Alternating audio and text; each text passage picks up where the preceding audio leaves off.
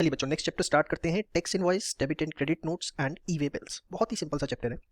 सबसे पहला क्वेश्चन आता है कि who can raise a tax invoice. Tax invoice कौन रेज कर सकता है? तो कोई भी व्यक्ति जो टैक्सेबल गुड्स सप्लाई कर रहा है या टैक्सेबल सर्विसेज सप्लाई कर रहा है वो, या रिसीविंग टैक्सेबल गुड्स और सर्विसेज फ्रॉम अनरजिस्टर्ड सप्लायर। अगर कोई अनरजिस्टर्ड सप्लायर किसी रजिस्टर्ड सप्लायर को गुड्स एंड सर्विसेज प्रोवाइड कर रहा है तो उस केस के अंदर जो रजिस्टर्ड सप्लायर है वो भी इनवॉइस रेज कर सकता है, in short reverse charge. Next, time limit for issuance of invoice. कब तक इनवॉइस इशू हो जाना चाहिए? तो ये वैसे इसके बारे में हम थोड़ी डिस्कशन पहले भी कर चुके हैं। टैक्सेबल सप्लाई है गुड्स की इन्वॉल्विंग मूवमेंट ऑफ गुड्स, तो at the time of removal कोई मूवमेंट ऑफ गुड्स नहीं चाहिए, तो at the time of delivery. Sale और रिटर्न बेसिस पर है तो बिफोर और at the time of supply और within 6 months from the removal whichever is earlier.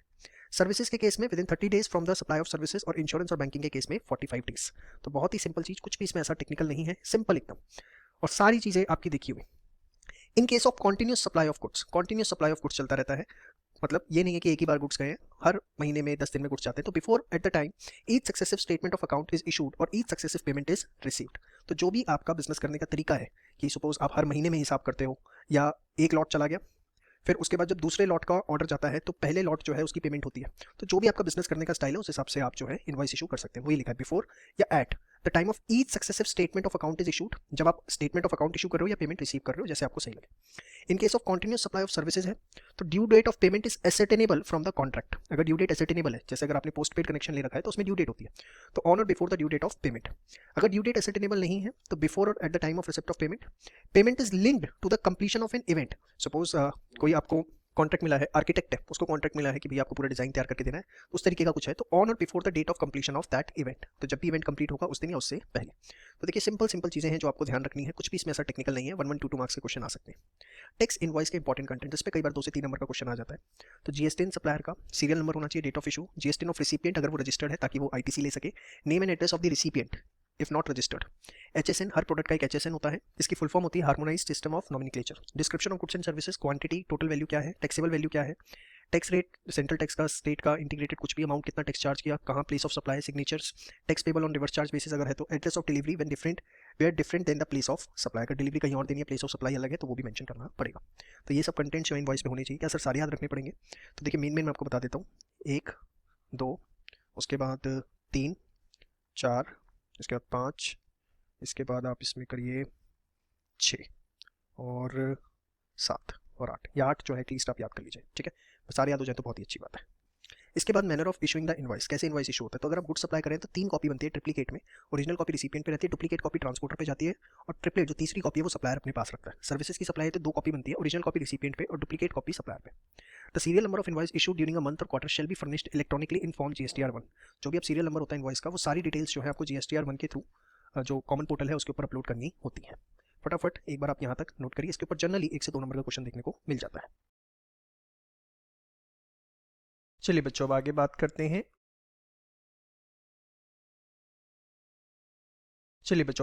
हैं। Revised tax. देखिए ये क्या होता है, जो भी आपकी इफेक्टिव डेट ऑफ रजिस्ट्रेशन है और जिस दिन आपको सर्टिफिकेट ऑफ रजिस्ट्रेशन इशू हुआ है, इसके बीच में जो भी आपने सप्लाईज दी हैं किस पीरियड के दौरान, इफेक्टिव डेट ऑफ रजिस्ट्रेशन से date of issuance of certificate of registration के बीच में, उस टाइम पीरियड के बीच में जो भी आपने सप्लाईज दी है उसके रिस्पेक्ट में आपको रिवाइज्ड टैक्स इनवॉइस इशू करने होते हैं, to be issued in respect of taxable supplies effected during this period. Consolidate revise tax invoice में बी इशूड, आप चाहें तो पूरे उसका कंबाइन, मतलब इस पीरियड के दौरान जो सप्लाईज हुई हैं उसका एक सिंगल इनवॉइस भी आप इशू कर सकते हैं, जिसको कंसोलिडेट रिवाइज टैक्स इनवॉइस बोला जाएगा, in respect of taxable supplies made to unregistered recipient. Obviously registered recipient जितने होंगे उनको तो हमें अलग अलग इनवॉइस देना पड़ेगा क्योंकि सबको इनपुट टैक्स क्रेडिट चाहिए होगा, बट इस पीरियड के दौरान जितने भी आपने सप्लाईज दी हैं किनको, अनरजिस्टर्ड रिसिपिएंट्स को, उनके रिस्पेक्ट में आप consolidated revise tax invoice issue कर सकते हो during this period. In case of interstate supply, CTRI cannot be issued in respect of all unregistered supply if the value of supply exceeds 2,50,000 during this period. CTRI आप interstate supplies के case में issue नहीं कर सकते अगर value of supply आपकी 2.5 लाख रुपए से ज्यादा की आती है। समझ में आएगा? Particulars of debit and credit notes are also same as revised tax invoice. अभी क्रेडिट नोट और डेबिट नोट के ऊपर हम थोड़ा सा डिस्कशन बाद में करेंगे, वैसे मैं आपको बता देता हूँ। सपोज मिस्टर ए है, मिस्टर ए ने मिस्टर बी को सप्लाई दी, ठीक है, और इनवॉइस का अमाउंट जो था वो था 1,000 रुपीज। बाद में ये अमाउंट जो है वो रिवाइज हो गया और ये हो गया 800 रुपये। अब देखो बी ने जो कि परचेजर है अपनी बुक्स में क्या एंट्री डाली होगी, एंट्री डाली होगी purchase account debit to A, yes और नो? कितने से? 1000 से। अब इनवॉइस का अमाउंट रिवाइज हो गया बेटा, कितना हो गया? 800 रुपये हो गया, येस और नो? तो नाउ जो बी है परचेजर है वो ए को डेबिट करेगा अपनी बुक्स में कितने से? 200 रुपये से, येस और नो? तो यहाँ पर बी जो है वो इशू करेगा डेबिट नोट। डेबिट नोट क्या बताने के लिए? बी जो है डेबिट नोट इशू करेगा किसको? ए को, ये कहने के लिए कि भैया मैंने आपको अपनी बुक्स में डेबिट कर लिया। Same way in this case A will issue the credit note. क्यों? क्योंकि जब ए ने सेल करी होगी तो एंट्री डाली होगी बी टू सेल्स। अब अमाउंट रिवाइज हो गया तो बी को से क्रेडिट करना पड़ेगा, हाँ या ना?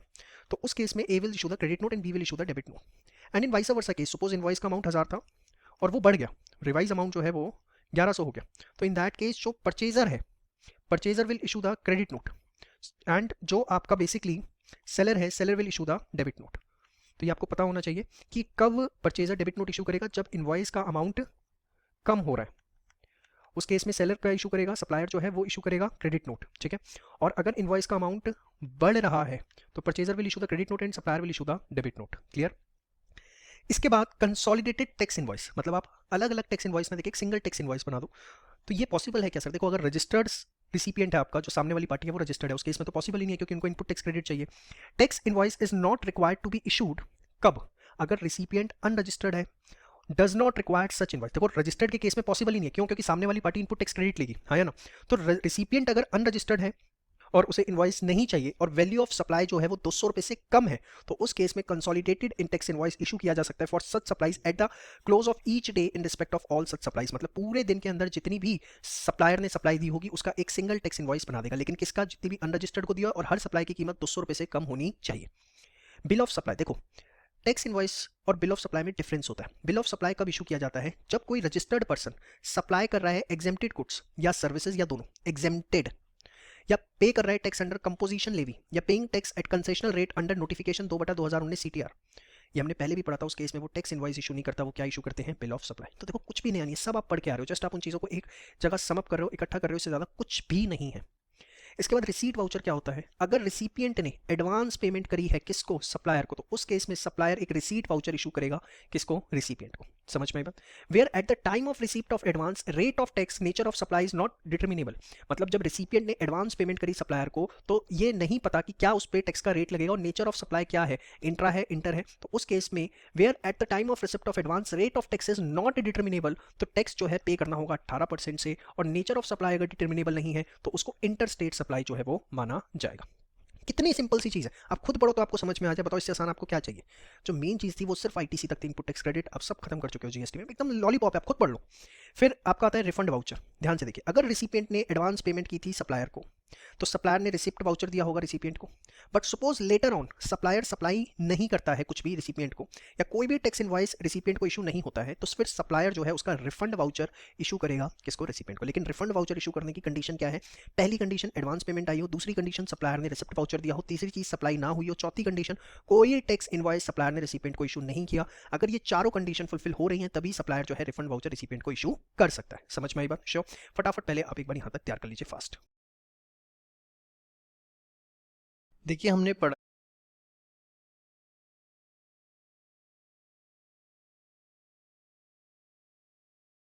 पढ़ा है कि कंसोलिडेटेड टैक्स इनवॉइस इशू किया जा सकता है अगर वैल्यू ऑफ सप्लाई 200 रुपये से कम है, रिसिपिएंट अनरजिस्टर्ड है और रिसिपिएंट को इनवॉइस नहीं चाहिए। लेकिन ये प्रोविजन जो है वो अप्लाई नहीं होगा cinema halls of multiplex screen. जो मल्टीप्लेक्स स्क्रीन जैसे पीवीआर, फन सिनेमाज हैं, उन सिनेमा हॉल्स में ये प्रोविजन जो है अप्लाई नहीं होगा। अब उनको क्या करना होगा? फिर they are required to issue an electronic ticket. वो एक इलेक्ट्रॉनिक टिकट इशू करेंगे जिसको हम टैक्स इनवॉइस मान लेंगे। और आपने देखा होगा जनरली मल्टीप्लेक्स स्क्रीन में इलेक्ट्रॉनिक टिकट ही जनरेट होती है, तो ये चीज़ कोई नई नहीं है, उसी चीज़ को सिंप्लीफाई कर दिया। अब देखिए यहाँ लिखा गया मल्टीप्लेक्स स्क्रीन, तो जो सिंगल स्क्रीन वाले सिनेमा हॉल्स होते हैं उनके केस में क्या? तो दे हैव द ऑप्शन कि या तो वो इस प्रोसीजर को फॉलो करें कि वो भी इलेक्ट्रॉनिक टिकट इशू करें, एल्स वो कंसोलिडेटेड टैक्स इनवॉइस इशू कर सकते हैं। तो other than multiplex screen has given option to follow this और इशू कंसोलिडेटेड टैक्स इनवॉइस। ठीक है, तो ये चेंजेस आए हैं and these are rule 46 and rule 54 of CGST rules. याद रखने की जरूरत नहीं है रूल नंबर, लेकिन जस्ट फॉर रेफरेंस यहाँ पे मैं लिख रहा हूँ। चलिए बच्चों अब देखते हैं रिवर्स चार्ज के अंदर कैसे payment voucher and tax invoice issue होंगे। अगर रिसिपिएंट ने सप्लाईज रिसीव करी है and he is liable to pay tax under reverse charge basis because he is registered, चाहे वो सेक्शन 93 में हो चाहे सेक्शन 94 में हो। 93 94 आपको याद दिला दूं, 93 के अंदर तो कुछ स्पेसिफाइड जो सर्विसेज हैं, सब स्पेसिफाइड सप्लाईज हैं बताई गई हैं कि इन सप्लाईज में हमेशा रिवर्स चार्ज बेसिस पे ही टैक्स दिया जाएगा, जो आपने मेरे साथ ऑलरेडी पढ़ ली, को ट्रांसपोर्ट एजेंसी की, एडवोकेट्स की एंड सो ऑन। 9(4) जिसको for the time being exempt किया गया था, जिसके अंदर ये था कि अगर कोई रजिस्टर्ड पर्सन अनरजिस्टर्ड पर्सन से कोई सप्लाई लेता है तो रजिस्टर्ड पर्सन को रिवर्स चार्ज के बेसिस पर जो है टैक्स देना पड़ेगा, जिसको बाद में चेंज कर दिया गया और ये बोला गया कि अगर कोई रजिस्टर्ड पर्सन अनरजिस्टर्ड पर्सन से सप्लाई लेता है और वो सप्लाई नोटिफाइड है, हर सप्लाई नहीं नोटिफाइड, अब नोटिफिकेशन अभी आया नहीं, इशू हो जाएगा, तो उस केस के अंदर आरसीएम लगेगा, तो वो 9(4) है।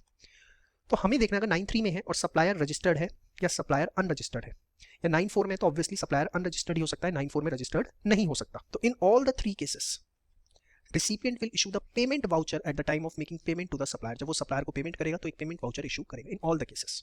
तो payment voucher will be issued in all cases, ठीक है। लेकिन इनवॉइस 9(3) के अंदर अगर सप्लायर रजिस्टर्ड है, सप्लायर जो है वो रजिस्टर्ड है, तो बेसिकली रिसिपिएंट को इनवॉइस इशू करने की जरूरत नहीं है।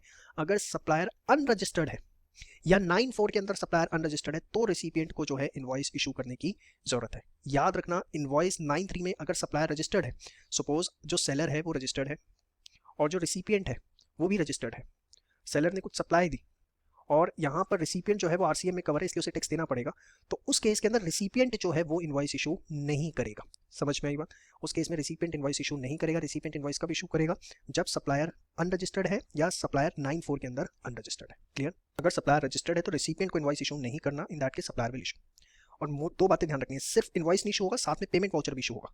मतलब under RCM payment voucher in all cases, ठीक है, और प्लस इनवॉइस चाहेगा except where supplier is registered, ठीक है, वहां पर रिसिपिएंट को इनवॉइस इशू करने की जरूरत नहीं है। इसके बाद आपका आता है डेबिट नोट, क्रेडिट नोट और डेबिट नोट। ये मैंने आपको मेन कॉन्सेप्ट इसका समझा दिया, इसको जस्ट एक बार आप रीड कर लीजिए, कुछ भी इसके अंदर नया नहीं है, बस आपको मेन समझ में आना चाहिए। क्रेडिट नोट इशू कब होगा? जब हम सामने वाली पार्टी को बोल रहे हैं कि हम क्रेडिट कर रहे हैं आपको अपनी बुक्स में। डेबिट नोट जब पार्टी कहेगी कि मैं आपको अपनी बुक्स में डेबिट करें, तो इसका कॉन्सेप्ट मैंने आपको स्टार्टिंग में बता दिया था, वही है। फटाफट यहाँ तक एक बार सारा रिवाइज कर लीजिए फास्ट। चलिए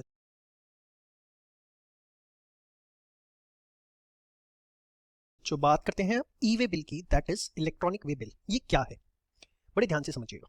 सपोज मिस्टर ए ने गुड सेल किए मिस्टर बी को। अब मिस्टर ए के प्लेस से वो मिस्टर बी के पास जाने हैं और इसके लिए उन्होंने मिस्टर ए ने गुड्स ट्रांसपोर्ट में लगा दिए सो दैट वो मिस्टर बी के पास पहुंच जाए। अब पहले क्या होता था, बड़े ध्यान से समझना, मिस्टर ए जो है एक मैनुअल बिल बनाते थे, मैनुअल बिल की एक कॉपी ट्रांसपोर्टर को देते थे, एक कॉपी मिस्टर बी के पास जाती थी और एक कॉपी मिस्टर ए के पास रहती थी, ठीक है, इस तरीके से सिस्टम होता था। ट्रांसपोर्टर माल लेके जाता था मिस्टर बी के पास, रास्ते में चेकिंग के लिए अगर ट्रांसपोर्टर को रोक लिया जाता था तो जो ट्रांसपोर्टर के पास बिल है वो उसे शो कर देता था। अब इस सिस्टम के अंदर क्या प्रॉब्लम थी? इस सिस्टम में ये प्रॉब्लम आ रही थी कि जो मिस्टर ए है that is supplier, in order to avoid the tax, या आप कहो टैक्स इवेजन करने के लिए, टैक्स चोरी करने के लिए, ये लोग क्या करते थे, 2 कॉपीज बनाते थे, डुप्लीकेट कॉपी बनाई। डुप्लीकेट के भी वही 3 तरीके से बनेगा, मतलब एक ट्रांसपोर्टर पे, एक मिस्टर बी पे और एक मिस्टर ए पे, पर वो डुप्लीकेट है, वो सिर्फ ट्रांसपोर्टेशन पर्पस के लिए उन्होंने बनाया। जैसे ही मिस्टर बी पे माल पहुंच गया, रास्ते में रोक लिया किसी ने तो दिखाने के लिए हो गया डुप्लीकेट, बट जैसे ही माल मिस्टर बी पे पहुंच गया, ट्रांसपोर्टर भी उस बिल को फाड़ देगा, मिस्टर बी भी फाड़ देंगे और मिस्टर ए भी अपने रिकॉर्ड से खत्म कर देंगे। ये इससे होता क्या था कि ट्रांसपोर्टेशन तो आराम से हो जाएगा क्योंकि आपने बिल बना दिया मिस्टर ए ने, लेकिन जैसे ही मिस्टर बी पे पहुंचा वो जो डुप्लीकेट बना था वो फट गया, तो कोई अब ट्रैक ही नहीं है। तो इसी चीज को ओवरकम करने के लिए गवर्नमेंट लाई ई वे बिल। ई वे बिल क्या है कि अब मिस्टर ए अगर गुड्स ट्रांसपोर्ट में देना चाहते हैं सो दैट वो मिस्टर बी पे पहुंच जाए और जो गुड्स की वैल्यू है वो 50,000 रुपए से ज्यादा है, तो मिस्टर ए को क्या करना पड़ेगा, जो डिपार्टमेंट की वेबसाइट है दैट इज जीएसटी पे बेसिकली जाके उसकी सारी डिटेल्स डालनी पड़ेंगी कि वो कौन से गुड्स हैं, क्या है, उन पे टैक्स रेट क्या है, कहाँ से उनका मूवमेंट है, कहाँ वो जाएंगे। सारी डिटेल्स डालने के बाद एक ई वे बिल जनरेट होगा, उस ई वे बिल को ट्रांसपोर्टर को देना होगा और फिर ट्रांसपोर्टर उस बिल को लेके मिस्टर बी के पास जाएगा और रास्ते में चेकिंग होगी तो वो सिर्फ ई वे बिल ही वैलिड माना जाएगा, कोई मैनुअल बिल वैलिड नहीं माना जाएगा। अब इससे हुआ क्या? इससे हुआ ये कि एक बार आपने बिल यहाँ पर जनरेट कर दिया, बिल जनरेट करने के बाद आप उसे अननेसेसरी ग्राउंड पे कैंसिल नहीं कर सकते।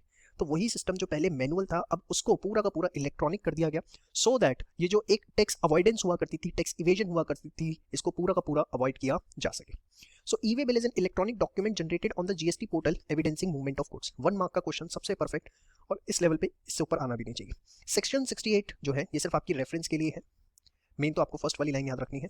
सेक्शन 68 है जो कि गवर्नमेंट को पावर देता है, may require the person in charge of a conveyance carrying any consignment of goods of value exceeding such amount as may be specified, goods of value as may be specified जो कि 50,000 है अभी, to carry with him such documents and such devices as may be prescribed. ठीक है, rule 138 prescribes e way bill as the document to be carried for the consignment of certain of goods in certain prescribed cases. तो सिर्फ reference के लिए याद करने की जरूरत नहीं है, मेन आपको ई वे बिल की डेफिनेशन ये याद करनी है। When is required to be generated? The e-way bill is mandatory in case of movement of goods of consignment value exceeding 50,000. Movement should be in relation to supply or for reasons other than supply or due to inward supply from an unregistered person. अगर आप unregistered person से खरीद रहे हैं तो भी e-way bill generate होगा provided 50,000 से ज़्यादा। Registered person causing movement of goods shall furnish the information relating to the said goods in part A of form GST EWB01 before commencement of such movement. जो भी registered person है उसे ई way bill कहाँ generate करना है, part A of form GST EWB01, ये आपको पता होना चाहिए। Exceptions to minimum consignment value of 50, वैसे तो 50,000 पे ई वे बिल जनरेट हो जाएगा, लेकिन इसकी भी एक्सेप्शन है। अगर इंटरस्टेट ट्रांसफर हो रहा है principal to job worker, suppose raw material है, कुछ रॉ मटेरियल जो है प्रोसेस होने के लिए किसी जॉब वर्कर के पास जा रहा है जो उस पर काम करके वापस फैक्ट्री में भेजेगा, तो वहाँ पर ई वे बिल जरूरत नहीं है। और हैंडीक्राफ्ट गुड्स हैं by a person exempted from obtaining registration, तो वहाँ भी ई वे बिल कंपलसरी नहीं है। इसमें आपसे क्वेश्चन पूछा जा सकता है। चलिए next topic, who causes movement of goods. GST के अंदर किसको माना जाएगा कि वो मूवमेंट ऑफ गुड्स करवा रहा है? तो अगर सप्लायर रजिस्टर्ड है और वो अंडरटेक करता है टू ट्रांसपोर्ट द गुड, तो माना जाएगा कि मूवमेंट ऑफ गुड्स जो है वो कौन करवा रहा है, सप्लायर। बट अगर रिसिपिएंट अरेंज करता है ट्रांसपोर्ट, तो माना जाएगा मूवमेंट कौन करवा रहा है, रिसिपिएंट।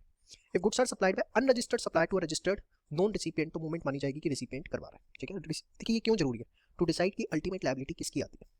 कौन सी इन्फॉर्मेशन होनी चाहिए ई वे बिल पे? तो part A to be furnished by registered person who is causing movement of goods, part B to be furnished by the person who is transporting the goods. Basically जो information furnish करनी होती है उसके दो part होते हैं। तो part ए जो है जो गुड्स की मूवमेंट करवा रहा है, may be supplier may be recipient, जो हमने यहाँ टॉपिक पढ़ा, और पार्ट बी जो है वो ट्रांसपोर्टर। लेकिन पार्ट ए जो है वो ट्रांसपोर्टर भी कर सकता है अगर वो ऑथोराइज्ड है by the e commerce operator courier agency where the goods are supplied through him. अगर कुरियर एजेंसी या ई कॉमर्स ऑपरेटर के थ्रू किए गए हैं तो वो भी पार्ट ए फिल कर सकते हैं।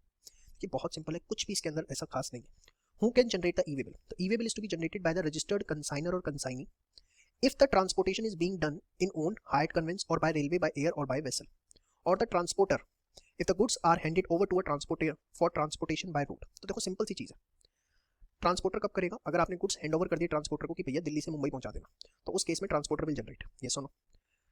कंसाइनर या कंसाइनी, कंसाइनर जो भेज रहा है, कंसाइनी जिसको गुड्स मिलेंगे, वो कब जनरेट करेंगे? अगर transportation is done by in own hired conveyance, वो अपने रिस्क पर ट्रांसपोर्टेशन करवा रहे हैं, या रेलवे से करवा रहे हैं या by air, by railway by air करवा रहे हैं, तो भी उनको खुद कंसाइनर को या कंसाइनी एज द केस में भी जो भी मूवमेंट ऑफ गुड्स करवा रहा है, ठीक है, उसको ई वे बिल जनरेट करना है। या ट्रांसपोर्टेशन अपने रिस्क पर है, ठीक है, अपने रिस्क पर, सीधी सी बात, कब होगी? जब इन ओन होगी या हायर्ड होगी, तो भी कंसाइनर या कंसाइनी। लेकिन ट्रांसपोर्टर की जिम्मेदारी कब होगी? जब आपने गुड्स हैंड ओवर कर दिए ट्रांसपोर्टर को कि भैया जा इसको मुंबई पहुंचा दिया। Where neither the consignor nor consignee generates the e way bill and the value of good is more than 50,000, it shall be the responsibility of the transporter to generate it. अगर कंसाइनर या consignee दोनों में से किसी ने भी e-way bill generate नहीं किया, तो फिर ट्रांसपोर्टर जो है वो ई-वे बिल जनरेट करेगा। ई-वे बिल जनरेट किए बिना वो गुड्स को ट्रांसपोर्ट नहीं करेगा। Other points, goods transported by railway shall be delivered only on production of e-way bill. जब तक ई-वे बिल जनरेट नहीं करके देगा कंसाइनर या कंसाइनी, जब तक रेलवे गुड्स ट्रांसपोर्ट नहीं करेगी। और ई-वे बिल देखिए ऐसा नहीं है कि 50,000 से ऊपर पे ही होगा, 50,000 से वैल्यू कम भी है तब भी ई-वे बिल जनरेट किया जा सकता है। ठीक है, इसके बाद details of conveyance may not be furnished in part B. Part B में आपको कन्वेंस की इन्फॉर्मेशन भरने की जरूरत नहीं है। देखिए कायदे से जब हमने यहाँ देखा था पार्ट बी में कौन इन्फॉर्मेशन भरता है? Person who is transporting the goods.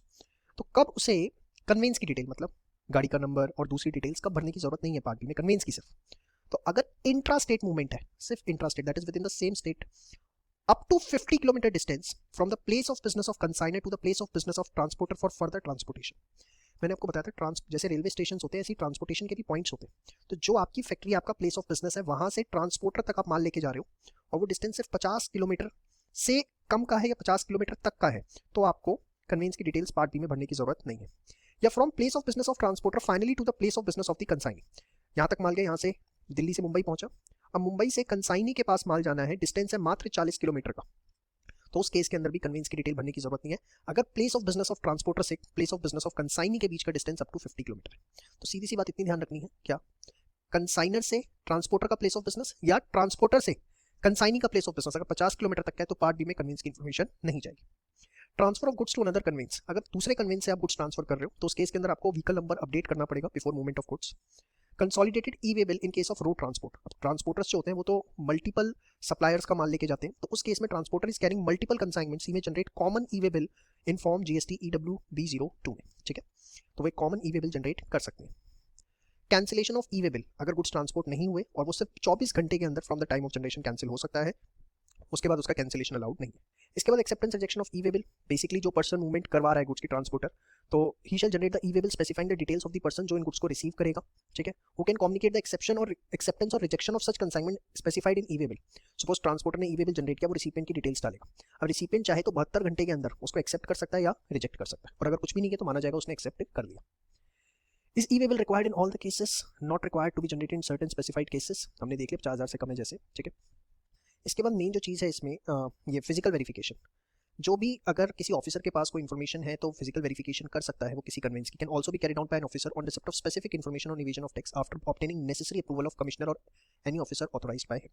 तो ये हाईवेज पे खड़े हो जाते हैं बेसिकली, वहीं पर रोक कर पूरी फिजिकल वेरिफिकेशन करते हैं। मेन चीज़ ये है जो अच्छी है काफ़ी, summary report of every inspection, जो भी ऑफिसर इंस्पेक्ट कर रहा है उसकी एक समरी रिपोर्ट जो है of goods in transit shall be recorded online on the common portal, वो उसकी एक समरी रिपोर्ट कॉमन पोर्टल पे डालेगा by the proper officer with in 24 hours of inspection, और फाइनल रिपोर्ट जो है वो 3 दिन के अंदर उसे अपलोड करनी। Once physical verification of good being transported on any conveyance has been done during transit at one place within the state, अगर एक स्टेट में एक जगह उस किसी ट्रांसपोर्ट वाले को रोक लिया गया, उसकी वेरिफिकेशन की गई, और in any other state no further physical verification of the said conveyance shall be carried out again in the state unless a specific information relating to evasion of tax is made available subsequently. तो officer सिर्फ एक ही बार रोक सकता है, दूसरी बार रोकने के लिए कुछ मजबूत ठोस कदम, ठोस सबूत उसके पास होने चाहिए, तभी वो दोबारा रोक पाएगा। Where a vehicle has been intercepted and detained for a period exceeding 30 minutes, 30 minute से ज्यादा के लिए ऑफिसर ने व्हीकल को रोक के रखा, ट्रांसपोर्टर में upload the said information on the common portal. ये हुई असली बात। तो अभी तक तो बेचारे ऑफिसर चढ़े रहते थे ट्रांसपोर्टर पे, अब ट्रांसपोर्टर को भी पावर दे दी कि बेटा अगर तेरे को लग रहा है 30 मिनट से ज्यादा तेरे को रोका गया और अननेसेसरी रोका गया है, कॉमन पोर्टल पे इन्फॉर्मेशन डाल दो, सीनियर ऑफिसर उस ऑफिसर को अपने आप देखेंगे। समझ में आई बात? तो ये था e way bill.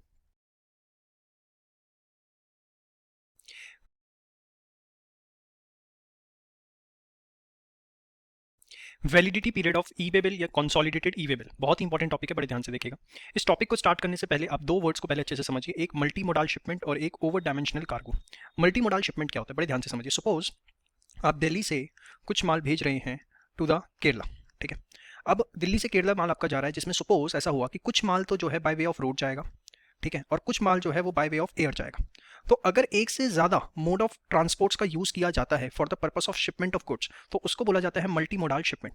Transportation of goods under a single contract but performed with at least 2 different modes of transport. अब जैसे अगर मैं छोटा सा दूसरा एग्जांपल दूं कि लेट अस से कि आपको कलकत्ता से कुछ माल जो है वो भेजना है दमन एंड दीप, ठीक है, उसके किसी आइलैंड पे आपको माल भेजना है, तो मेजर तो जो है बाय रोड गया और कुछ माल जो है बाय शिप गया, कुछ एरिया ऐसा था जो बाय शिप जो है ट्रैवल करना पड़ा। अब कॉन्ट्रैक्ट एक ही था, एक ही पार्टी ने क्या किया, पूरा का पूरा शिपमेंट का कॉन्ट्रैक्ट उठा लिया, लेकिन कुछ माल ट्रांसपोर्ट किया बाय रोड, कुछ किया बाय शिप, तो ये क्या बन गया, एक तरह का मल्टी मोडाल शिपमेंट।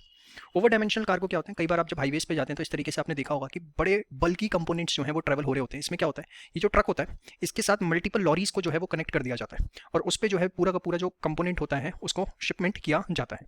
तो आप इसको बोल सकते हैं एक तरह का एक्सटेंडेड कार्गो होता है, बहुत स्लो स्पीड से ये चल रहा होता है, आपने देखा होगा एकदम आराम से शांति से रोड के साइड में। तो this is what called as over dimensional cargo, जिसको आप सिंपली बोल सकते हैं कार्गो दैट एक्सटेंड्स। अब बात करते हैं validity period of e way bill और कंसोलिडेटेड ई वे बिल की। देखिए, अगर कोई ई वे बिल जनरेट किया गया और उसने 200 किलोमीटर तक का डिस्टेंस जो है वो ट्रैवल करना है, तो वो वैलिड होगा 1 day in cases other than over dimensional cargo and multi modal shipment in which at least 1 leg involves transport by ship. क्या है, ध्यान से देखिए। सपोज दिल्ली से जयपुर के लिए एक शिपमेंट बुक किया गया और ये जो डिस्टेंस है वो 250 किलोमीटर है, ठीक है। तो आप सिंपल ये समझिए कि 200 किलोमीटर के लिए 1 डे अलाउड है, अप टू 200 किलोमीटर कितना अलाउड है, 1 डे, और फॉर एवरी 200 किलोमीटर और part thereafter 1 additional day in cases other than over dimensional cargo और multimodal shipment in which at least 1 leg involves transport by ship. मतलब देखिए 250 kilometre है, तो पहले 200 किलोमीटर के लिए तो आपको अलाउड हो गया 1 डे, और उसके बाद 200 किलोमीटर के मल्टीपल पे जो है आपको 1 डे एडिशनल मिलते रहेंगे, और पार्ट देयर ऑफ है तो भी आपको 1 डे मिल जाएगा। जैसे अगर 50 किलोमीटर और बचा तो उसके लिए भी आपको क्या मिल गया, 1 डे। तो दिल्ली से अगर जयपुर का शिपमेंट जा रहा है 250 किलोमीटर की डिस्टेंस है, तो ई वे बिल जो जनरेट किया गया है वो 2 दिन के लिए जो है वैलिड होगा। दूसरा एग्जांपल देता हूँ। सपोज एक डेस्टिनेशन ए से डेस्टिनेशन बी के लिए 900 किलोमीटर का जो है डिस्टेंस है और ई वे बिल जनरेट किया गया। तो यहाँ पर देखिए 200 का मल्टीपल करिए आप, 200 के मल्टीपल में अगर देखा जाए सीधा सीधा तो फॉर एवरी 200 किलोमीटर 1 डे है, तो 800 किलोमीटर के लिए 4 डेज हो गए। ये आपको समझ में आ रहा है भाई? 800 किलोमीटर तक के लिए 4 डेज हो गए, क्योंकि हर 200 किलोमीटर के लिए 1 डे अलाउड है, ठीक है। तो अकॉर्डिंगली 800 किलोमीटर के लिए 4 डेज। अब बचे कितने, 100 किलोमीटर और तो अगर पार्ट देयर ऑफ है तो उसके लिए भी एडिशनल 1 डे आपको मिल जाएगा, तो सीधा सा कितना हो गया 5 डे, ठीक है। तो आप सिंपल वर्ड्स में से ऐसे भी कर सकते हैं कि जो डिस्टेंस है जो भी उसको आप 200 से डिवाइड कर दीजिए, जैसे 4.5 आएगा अगर आप इसे डिवाइड करते हैं, और इसको आप जो है नेक्स्ट जो नंबर है उस तरफ राउंड ऑफ कर दीजिए, मतलब even if it is 4.1 make it 5, it is 4.9 then make it 5, okay. तो इस तरीके से जो है आप इसकी वैलिडिटी निकाल सकते हैं। लेकिन ये मल्टी मोडाल शिपमेंट जिसमें एटलीस्ट जो है 2 ट्रांसपोर्ट के माध्यम इन्वॉल्व होते हैं, जिसमें लिखा हुआ है at least 1 lakh involve transport by ship, और ये क्या है कि यहाँ पर उन्हीं मल्टी मोडाल शिपमेंट्स को लिया जाएगा जिसमें कम से कम 1 lakh involve transport by ship, मतलब अगर 2 या उससे ज़्यादा मोड्स ऑफ ट्रांसपोर्ट है तो उसमें कम से कम एक शिप का इन्वॉल्वमेंट होना चाहिए। ऐसा नहीं है कि कुछ बाय एयर गया कुछ बाय रोड गया तो उसको यहाँ पे कवरअप कर लिया जाएगा, वो वाले यहाँ पे मल्टी मोडाल शिपमेंट कवरअप नहीं होंगे। यहाँ मल्टी मोडाल कौन से कवरअप होंगे, जिसमें कम से कम 1 लाख जो है बाय वे ऑफ शिप होनी चाहिए, मतलब एक ना एक माध्यम जो है शिप होना चाहिए, मतलब कुछ बाय एयर चला जाए बट आगे कुछ शिप से जाए, या हो सकता है बाय एयर भी जाए रोड भी जाए प्लस शिप से भी जाए, तो तब जो है ये वाले प्रोविजन जो है उस केस में अप्लाई नहीं होगा। उस केस में कौन से अप्लाई होंगे, वहां पर यही चीज जो 200 किलोमीटर है वो रिड्यूस होकर जाती है 20 kilometre. 1 day in case of over dimensional cargo और multi modal shipment in which at least 1 लाख इन्वॉल्व्स ट्रांसपोर्ट बाय शिप। तो ओवर डायमेंशनल कार्गो और मल्टी मोडाल शिपमेंट जिसमें कम से कम 1 लाख जो है वो शिप से ट्रांसपोर्ट हो रहा है, 1 लाख का मतलब यहाँ पे फेयर नहीं है, इसका मतलब है कि कम से कम जो एक मोड ऑफ ट्रांसपोर्ट है वो शिप होना चाहिए। तो वहां पर ये 200 किलोमीटर की लिमिट ना चेक करके आपको 20-20 किलोमीटर पे चेक करना है, and for every kilometre of part thereof thereafter 1 additional day in case of over dimensional cargo और multi modal shipment in which at least 1 लाख इन्वॉल्व्स ट्रांसपोर्ट बाय शिप। तो suppose अगर आपको दिल्ली से गोवा माल भेजना है और वो जो है बाय एयर जा रहा है प्लस शिप जा रहा है, ठीक है, और वो जो है आपका लेट अस से आपका 1000 किलोमीटर का डिस्टेंस है, तो वहाँ पर आपका ई वे बिल जो है वो 50 डेज के लिए वैलिड होगा, क्योंकि 20-20 किलोमीटर लेंगे बाय एयर प्लस शिप है तो मल्टी मोडाल शिपमेंट हो जाता है जिसमें इन्वॉल्व है एटलीस्ट 1 लाख बाय शिप, तो इस वजह से वो 50 डेज के लिए वैलिड हो जाएगा। बट यही अगर दिल्ली टू गोवा जा रहा है by air and plus road से जा रहा है, एयर प्लस रोड से जा रहा है, तो फिर ये वाली कैटेगरी लगेगी, उसमें फिर वो आपके लिए 5 डेज के लिए ही वैलिड होगा। तो ये लिमिट्स आपको बहुत अच्छे से पता होने चाहिए, इसके ऊपर जो है आपसे एग्जाम में क्वेश्चन पूछा जा सकता है, यहाँ पे क्वेश्चन आने के पूरे चांसेस हैं। चलिए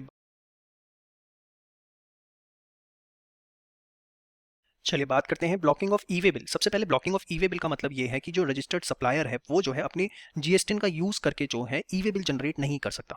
blocking of e way bill means person can not generate the e way bill from the GST portal. अब कौन से ऐसे केसेस होंगे जहां पर जो है e way bill GST portal से जनरेट नहीं हो पाएगा, वो ब्लॉक कर दिया जाएगा। तो पहली चीज, अगर सप्लायर ने पर्सन ने अपने जो 2 टैक्स पीरियड्स हैं उसकी रिटर्न फाइल करने में डिफॉल्ट किया, जो रिटर्न फाइल करनी होती है जीएसटी के अंदर उसको अगर फाइल करने में लगातार 2 टैक्स पीरियड्स तक डिफॉल्ट किया। 2 टैक्स पीरियड्स क्या होंगे ध्यान से समझिए। अगर क्यूआरएमपी स्कीम के अंदर रजिस्टर्ड है क्वार्टरली रिटर्न मंथली पेमेंट, तो वहां पर तो 2 क्वार्टर्स हो गए, ठीक है। और अगर वो अदर स्कीम के अंदर है जिसमें वो मंथली रिटर्न फाइल करता है, ठीक है, तो उसके अंदर 2 महीने हो गए, सीधी सी बात। तो अगर 2 टैक्स पीरियड्स की उसने रिटर्न फाइल नहीं करी तो ऑटोमेटिकली जो है ई वे बिल जनरेशन जो है वो ब्लॉक हो जाएगा। और irrespective of aggregate annual turnover, मतलब आपका टर्नओवर कितना है इससे इसका कोई लेना देना है ही नहीं। उसके बाद अगर किसी व्यक्ति का जो रजिस्ट्रेशन है वो सस्पेंड कर दिया गया अंडर रूल 21A, जिसके बारे में हम लेटर ऑन डिस्कशन भी करते हैं, सस्पेंशन ऑफ रजिस्ट्रेशन से रिलेटेड ये रूल्स हैं, तो वो भी जो है ई वे बिल जनरेट नहीं कर पाएगा। तो 2 केसेस हैं जहां पर ई वे बिल का जो जनरेशन है वो जीएसटी पोर्टल पे ऑटोमेटिकली जो है ब्लॉक हो जाएगा। फर्स्ट, जब अगर आपने 2 टैक्स पीरियड्स की रिटर्न में डिफॉल्ट किया automatically e way bill generate. Second, अगर रूल 21 के अंदर रजिस्ट्रेशन सस्पेंड हुआ e way bill generation automatically suspend हो जाए। इवन जिस व्यक्ति का जो ई वे बिल है जनरेशन वो ब्लॉक किया गया है उसका जीएसटी यूज करके ट्रांसपोर्टर, मतलब जो गुड्स ट्रांसपोर्ट करेगा या रिसिपिएंट जिसको माल मिलना है, वो भी जो है ई वे बिल जनरेट नहीं कर पाएगा। मतलब वो जीएसटी नहीं पूरा का पूरा ब्लॉक हो जाएगा। उसको कहीं पर भी किसी भी तरीके से ई वे बिल जनरेट करने के लिए यूज कोई भी करेगा, चाहे वो आप एज ए सप्लायर करो, एज ए ट्रांसपोर्टर करो, एज ए रिसिपिएंट करो, वो जो है e way bill GST portal generate नहीं करने देगा।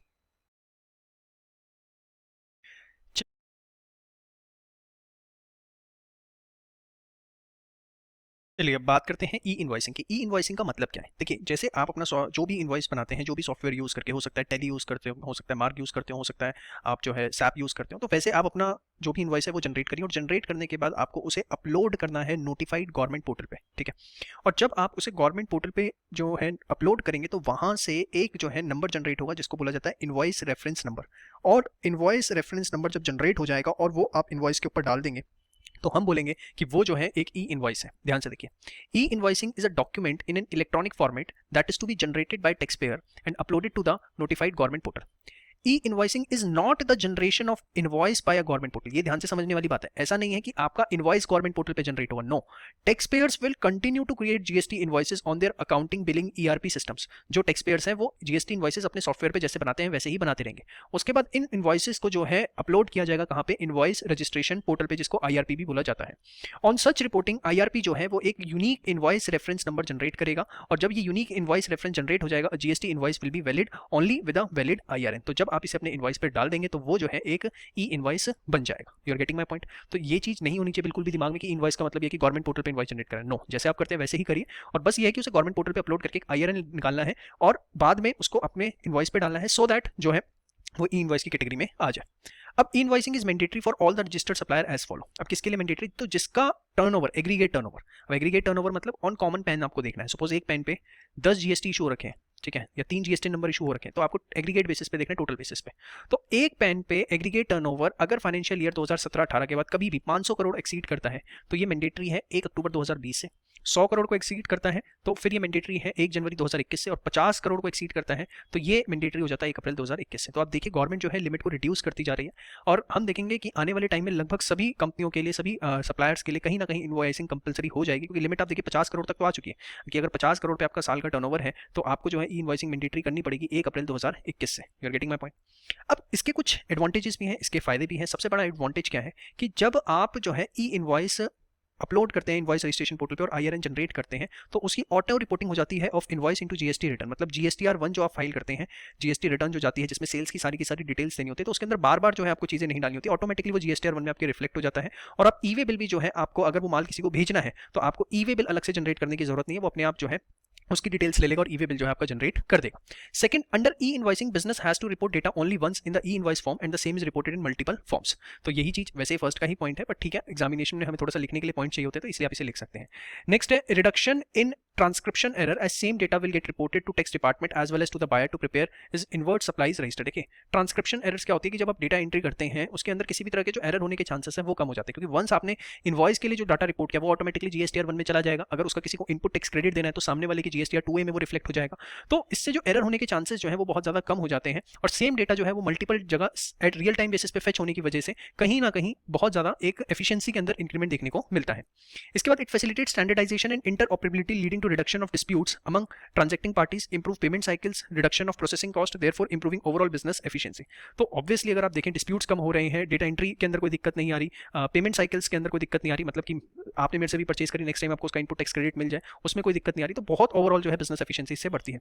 Under e invoicing a complete trail is available which enables the system level matching of input tax credit and output tax, thereby reducing tax evasion। देखिए मैंने क्या बोला, एक बार आपने invoice डाल दिया उसके बाद वो जहां जहां उस डेटा की जरूरत है वो ऑटोमेटिकली फेच कर लेगा। तो उसका सबसे बड़ा फायदा क्या होता है कि सिस्टम लेवल पे अपने आप ही सब कुछ मैच हो रहा है और टैक्स इवेजन के जो चांसेस है वो क्या हो जाते हैं, कम हो जाते हैं।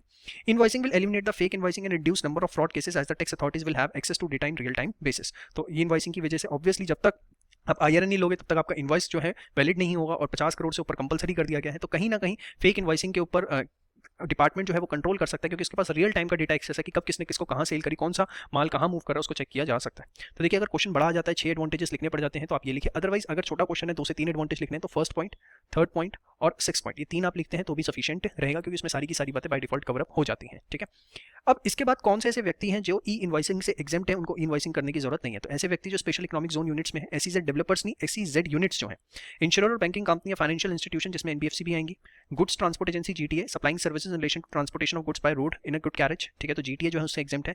पैसेंजर ट्रांसपोर्टेशन सर्विस जो प्रोवाइड कर रहे हैं वो भी जो है एग्जेम्प्ट है ई इनवॉइसिंग से। Person supplying services by way of admission to exhibition of cinematography films in multiplex screen, तो जो सिनेमा हॉल्स है उनको भी कहीं ना कहीं ई इनवॉइसिंग से एग्जेम्प्ट कर दिया गया है। तो देखिए यहाँ पे 600 टिकट वैल्यू होती है, बहुत छोटी होती है और रिकरिंग नेचर का बिजनेस है, इस वजह से जो है फिलहाल ई इनवॉइसिंग से इनको एग्जेम्प्ट कर दिया गया। अब mention units are not required to issue invoices even if their turnover exceeds the prescribed limit. Got it. अब देखिए एक क्वेश्चन है, Maharaja private limited has a SEZ unit and regular DTA unit. Okay, एक SEZ यूनिट है और एक उनकी जो है DTA यूनिट है। अब इसके बाद अगर आपसे पूछा जाता है ई इनवॉइस स्कीमा क्या होता है, देखिए होता क्या, बड़े ध्यान से समझिएगा। It is the standard format of generating invoice which is applicable to all the businesses across the country. देखिए हर बिजनेस जो है अलग सॉफ्टवेयर यूज कर रहा है, more than 300 software are there at present to generate the invoices. हर जो सॉफ्टवेयर है उसका इनवॉइस जनरेट करने का तरीका अलग है। तो बेसिकली क्या किया गया, एक स्टैंडर्ड फॉर्मेट बनाया गया जनरेटिंग द इनवॉइसेस जो कि हर बिजनेसमैन पे एप्लीकेबल है across the country. It mandates what particular shall be reported in electronic format to invoice registration portal. तो इसके अंदर बेसिकली क्या किया गया है, कुछ पर्टिकुलर्स जो है वो बता दिए गए कि ये पर्टिकुलर जो है आपको इलेक्ट्रॉनिक फॉर्मेट में इनवॉइस रजिस्ट्रेशन पोर्टल पर डालने हैं, और ये जो है नोटिफाई किए गए हैं फॉर्म GST INV 1 के अंदर। तो ये जो फॉर्म है, इसी के थ्रू जो है आपको अपना एक तरह से इसमें जो पर्टिकुलर्स है उसी बेसिस पे जो है आपको अपना इनवॉइस बनाना है और इनवॉइस बना करके गवर्नमेंट के पोर्टल पे डालना है। अब इससे एडवांटेज क्या होगा कि पूरा अगर आप देखें तो पैन लेवल पे जो इनवॉइस का फॉर्मेट होगा सबका एक जैसा होगा, वो डिफरेंट नहीं होगा और तभी जो उसके अंदर रीडेबिलिटी आएगी। आप देखिए ना, अगर गवर्नमेंट के पोर्टल पे हर कोई अपना इनवॉइस डालने लग जाएगा अपने तरीके से, तो गवर्नमेंट का पोर्टल किस किस सिस्टम को रीड करेगा? कल दिन कोई नया सॉफ्टवेयर आ गया, वो नए तरीके से इनवॉइस जनरेट कर रहा है तो दिक्कत आएगी। तो बेसिकली एक फॉर्म जीएसटी INV1 बनाया गया कि भैया ये जो है इसमें आपको अपना इनवॉइस जनरेट करना है और उसके बाद इनवॉइस रजिस्ट्रेशन पोर्टल के ऊपर जो है आपको उसे क्या करना है, अपलोड करना है। Major advantage is that e invoice generated by one software can be read by any other software and helps in uniform interpretation. तो आप इस फॉर्म का यूज करके जब इनवॉइस जनरेट करेंगे तो फिर आप किसी भी सॉफ्टवेयर पे उसे कर रहे हैं, किसी भी प्रकार की कोई दिक्कत नहीं आएगी, एक यूनिफॉर्म इंटरप्रिटेशन जो है रहेगी। तो इसी चीज को बोला जाता है ई-इनवॉइस स्कीमा, कि जो आपने एक स्टैंडर्ड फॉर्मेट बनाया जनरेटिंग इनवॉइस का, उसका हम क्या बोलेंगे, ई-इनवॉइस स्कीमा। इसके ऊपर जो है आपसे शॉर्ट नोट 2 नंबर में पूछा जा सकता है। फिर इनवॉइस रजिस्ट्रेशन पोर्टल क्या है? It is a website for uploading reporting of invoices by the notified person जो इनवॉइसिंग में आते हैं। बल्क लोडिंग ऑफ इनवॉइसेस भी जो है यहाँ पर पॉसिबल है।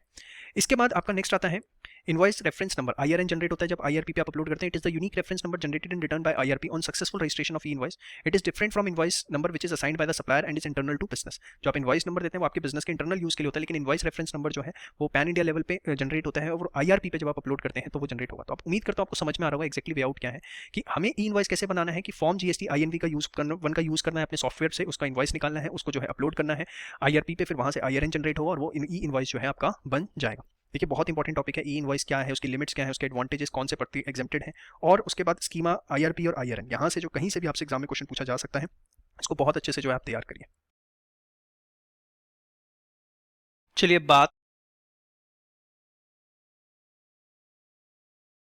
बात करते हैं QR कोड की और डायनामिक QR कोड की। बहुत ही इंपॉर्टेंट टॉपिक है, क्वेश्चन आने के पूरे चांसेस हैं। सबसे पहले हम बात करेंगे क्विक रिस्पांस कोड, या जिसको आप QR कोड भी बोलते हैं। देखिए सबसे पहले एक चीज समझ लीजिए, टॉपिक स्टार्ट होने से पहले दोनों के बीच में आपस में कोई रिलेशन नहीं है, दोनों अलग अलग टॉपिक हैं, सिर्फ नाम की वजह से कंफ्यूजन नहीं होना चाहिए। QR कोड क्या होता है कि जब आप सक्सेसफुल रजिस्ट्रेशन कर देते हैं इनवॉइस रजिस्ट्रेशन पोर्टल पे अपने इनवॉइस का टू जनरेट द इनवॉइस, तो उस समय जो है आपका वहां से क्या निकलता है, बेसिकली एक इनवॉइस रजिस्ट्रेशन नंबर निकलता है जिसको आप IRN बोलते हैं। तो वो जो इनवॉइस रजिस्ट्रेशन नंबर होता है वो एक QR कोड में जो है एम्बेडेड होता है, जिसको आप निकालते हैं कहां से, IRP से, और उसको प्रिंट कर देते हैं इनवॉइस के ऊपर। ये जो डिजिटली साइंड QR कोड होता है, इसी के अंदर आपका IRN that is invoice registration number जो है वो होता है, which can be verified on the central portal as well as by an offline app by the officer. कि अगर आपका रास्ते में कहीं माल चेक हो रहा है और ऑफिसर जो है उसको चेक करना चाहता है, वो ऑफलाइन ऐप के थ्रू उस QR कोड को स्कैन करके जो है चेक कर सकता है कि ये वैलिड है या नहीं है। तो बेसिकली क्विक रिस्पांस कोड को आप सरल अक्षरों में ये समझिए कि जब आप इनवॉइस रजिस्ट्रेशन पोर्टल के ऊपर इनवॉइस अपलोड करेंगे और वो जो है आपका IRN जनरेट करेगा, that is invoice registration number generate करेगा, तो वो QR कोड की फॉर्म में होगा और IRN आपका QR कोड के अंदर होगा जो कि डिजिटली साइंड होगा और उसको जो है वेरीफाई किया जा सकता है, उसको स्कैन करके सेंट्रल पोर्टल पे या ऑफलाइन ऐप के द्वारा बाय द ऑफिसर। अब डायनामिक QR कोड क्या होता है? देखिए डायनामिक QR कोड क्या होता है, बड़े सरल अक्षरों में समझिए कि जब आप कोई पेमेंट करते हैं, जब भी आप स्मॉल परचेजेस करते हैं किसी शॉप से, तो आपने देखा होगा पेटीएम, गूगल पे, फोन पे, उसका एक कोड स्कैनर वहां पे लगा होता है और आप सीधे जो है UPI का यूज करके उससे पेमेंट कर सकते हैं। ठीक है, तो देखिए today many shops have static QR code, वो सबके लिए कॉमन होता है, static at the payment counter which is scanned by the buyer, but the buyer has to enter the amount to be paid to the shop in the mobile payment app. लेकिन कई बार आपने देखा होगा कि जब आप किसी बड़े शोरूम के अंदर जाते हैं और वहां पेमेंट करनी होती है, तो वो आपको मशीन के ऊपर एक QR कोड दिखा देते हैं, कंप्यूटर के ऊपर QR कोड दिखाते हैं और बोलते हैं आप इसको स्कैन करो, और जैसे आप उसको स्कैन करते हो तो जो आपका बिल अमाउंट होता है वो ऑटोमेटिकली जो है रिफ्लेक्ट हो जाता है, मतलब आपको अमाउंट मैनुअली एंटर नहीं करना पड़ता। दुकानों पे जाते हैं, वहाँ जो QR कोड रखा होता है उस पर आप उसे स्कैन करते हैं, मैनुअली अमाउंट एंटर करते हैं, लेकिन कई बार जो स्कैन करते हैं तो उसमें वो अमाउंट अपने आप पिक कर लेता है और वो अमाउंट जो है आपको पे करना होता है। तो जब वो अमाउंट अपने आप पिक कर लेता है, that is called as dynamic QR, will have the payment details and thus scan and pay in one go is possible. तो उसमें क्या होता है, सिंपली आप स्कैन करते हैं, पे करते हैं, दैट्स इट, आपको मैनुअली अमाउंट डालने की जरूरत नहीं होती। तो dynamic code will be generated by the seller himself either on the POS machine, point of sale जो होती है, आप देखेंगे वो जो जिससे debit card credit card swipe भी होते हैं, उसी में ही वो QR कोड जो है वो जनरेट हो जाता है, उसको POS मशीन बोला जाता है। या जो आपको इनवॉइस मिलता है, उस इनवॉइस में भी कई बार जो है वो QR कोड जो है इनबिल्ट होता है, जिसको आप स्कैन करके जो है पेमेंट कर सकते हैं। अब इसका GST के अंदर क्या रोल आ गया है, ध्यान से देखिए। तो GST के अंदर ये रोल आ गया है कि 2017-18 के बाद अगर किसी भी बिजनेस का टर्नओवर 500 करोड़ रुपए से ऊपर है, तो उसको डायनामिक QR कोड जो है 1 दिसंबर 2020 से अपने सभी इनवॉइसेस के अंदर देना ही पड़ेगा। इसका पर्पस क्या है? इसका पर्पस ये है कि जो यूजर है, जो कस्टमर है, वो एक बार के अंदर जो है पेमेंट करके निकल सके। अब देखिए QR कोड और डायनामिक QR कोड में कंफ्यूज होने की जरूरत नहीं, दोनों एकदम एब्सोल्युटली अलग चीजें हैं। यहाँ पे मैंने लिख भी दिया है, the purpose of QR code is to ensure proper invoicing on the government portal, however the purpose of dynamic QR code is to facilitate the payment by scanning the QR code through various means, both have different usage in GST। तो दोनों में आपस में आपको confuse होने की बिल्कुल भी जरूरत नहीं है, इसको आप साथ साथ नोट करते हुए चलिए। अब डायनामिक QR कोड जो है वो एप्लीकेबल नहीं होगा to an invoice issue to an unregistered person by the following suppliers. तो आप देखेंगे सारा का सारा वही है लगभग जो ई इनवॉइसिंग वाला है। इंश्योरर और banking company for financial institution including NBFC, good transport agency जो सप्लाई कर रही है services in relation to transportation of goods by roads in good carriage, supplier of passenger transportation services, person supplying services by way of admission to exhibition of cinematographic film in multiplex screen. Main आपको ये चार ही याद रखने हैं। Fifth जो आपका final level का है supply of online information and database access और रिट्रीवल सर्विसेज। तो इसके बारे में जो है अभी आपको नहीं लेने की जरूरत है, 4 पॉइंट आप याद रखेंगे सफिशिएंट है। Also in case of export oriented units dynamic QR code requirement will not be applicable to them. अगर कोई एक्सपोर्ट ओरिएंटेड यूनिट है तो उसमें भी डायनामिक क्यूआर कोड नहीं चलेगा। However e invoices are required to be issued in respect of supplies for export. लेकिन export अगर आप कर रहे हैं तो उनको ई इनवॉइस करना पड़ता है, लेकिन उनको डायनामिक क्यूआर कोड की जरूरत नहीं है, इवन अगर टर्नओवर 500 करोड़ से ऊपर है। ये पॉइंट इंपॉर्टेंट है। एक्सपोर्टर्स के पॉइंट ऑफ व्यू से आपसे क्वेश्चन पूछ सकता है कि एक्सपोर्टर्स को इनवॉइस जरूरी होता है। जी हाँ, अगर लिमिट क्रॉस करने जरूरी है, लेकिन उनको क्या डायनामिक क्यूआर कोड जरूरी है? नहीं, डायनामिक क्यूआर कोड जो है वो उनको जरूरी नहीं है, इवन जो है टर्नओवर प्रिस्क्राइब लिमिट को क्रॉस करता है। अब dynamic QR code shall contain the following information. जब डायनामिक क्यूआर कोड स्कैन किया जाएगा तो उसमें क्या क्या इन्फॉर्मेशन होगी? सप्लायर का जीएसटी, यूपीआई आईडी, पेई का bank account number, IFSC, invoice number, total invoice value, GST amount along with the breakup, उसमें कितना कितना क्या क्या है। Also dynamic QR code should be such that it can be scan to make a digital payment. Got it. अब इसके बाद जो है बड़े ध्यान से देखिए, कुछ केसेस हम डिस्कस करने जा रहे हैं जहां पर इनवॉइस के ऊपर जो है डायनामिक क्यूआर कोड नहीं होगा, तब भी जो है मान लिया जाएगा कि उस पर डायनामिक क्यूआर कोड है। Invoices would be deemed to have complied with the requirement of dynamic QR code, मतलब उस पर डायनामिक क्यूआर कोड नहीं है इनवॉइस में, तब भी हमने मान लिया। तो ये 3 केसेस एज एन एक्सेप्शन जो है काम करते हैं, वो क्या है ध्यान से देखिए।